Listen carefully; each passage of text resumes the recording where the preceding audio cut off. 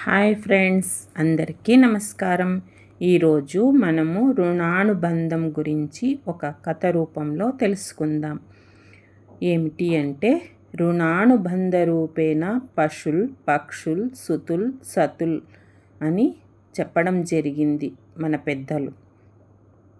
రుణానుబంధం ఉంటే ఏ రూపంలోనైనా ఒక రూపంలో తీర్చుకోవాలనేది దీని సారాంశం అన్నమాట. ఏంటి అంటే, ఒక ఊర్లో ఒక వర్తకుడు ఉంటారు. అతనికి పిల్లలు కలగలేదు. అతను పిల్లల కోసమై ఎంతో తపించి ఎన్నో పూజలు, వ్రతాలు, యజ్ఞాలు, యాగాలు, ఎందరో మహాత్ములను దర్శిస్తాడనమాట. ఎప్పటికీ కలగలేకుంటారు.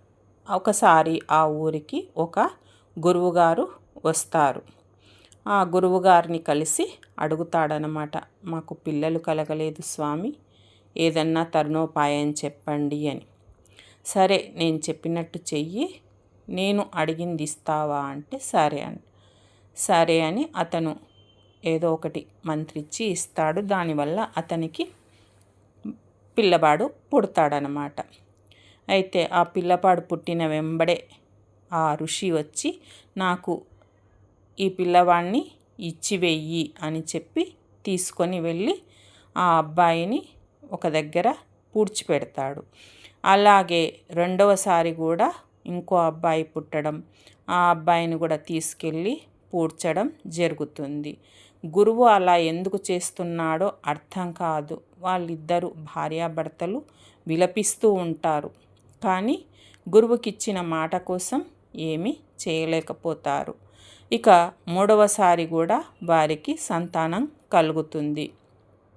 అప్పుడు వాళ్ళు బాగా దుఃఖిస్తారు, మా అబ్బాయిని పూడ్చిపెట్టవద్దు అని. నేనేమీ పూడ్చిపెట్టను, మీరు ఇటు ఇవ్వండి అని ఆ అబ్బాయిని తీసుకొని ఆ ముందు పెట్టిన ఆ 2 సమాధుల మధ్యలో ఈ అబ్బాయిని పండబెట్టడం జరుగుతుంది.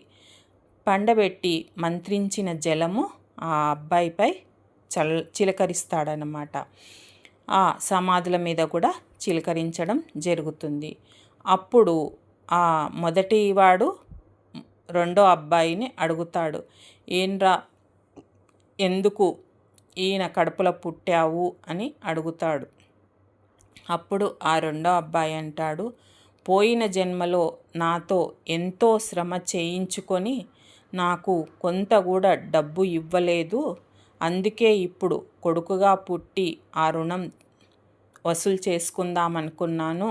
కానీ ఈ గురువుగారు ఆ రుణం తీరకుండానే నన్ను సమాధి చేశాడు అని చెప్పి, మరి నువ్వు ఎందుకు పుట్టావు కొడుకుగా అంటే, నేను ఎంతో డబ్బు ఇచ్చాను వీరికి, నాకు తిరిగి ఇవ్వలేదు, అందుకే కొడుకుగా పుట్టి ఆ డబ్బంతా వసూలు చేసుకుందాము అని వచ్చాను, కానీ నన్ను కూడా గురువు ఇలా చేశాడు అని చెప్తారు.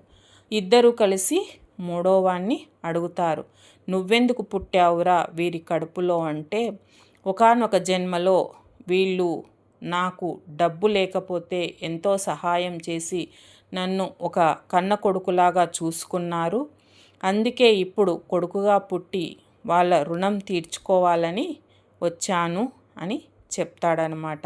అంటే మనము ఎన్ని జన్మలెత్తినా కూడా మనం చేసిన పాపపుణ్యాలు, మన కర్మలు అన్నీ మనం క్లియర్ చేసుకోవాల్సిందే, అంటే తీర్చుకోవాల్సిందే, ఎప్పటికైనా తప్పదు. అందుకే రుణానుబంధం ఉన్నప్పుడు ఏదో ఒక రూపంగా తీర్చుకుంటామని దీని సారాంశము. Thank you.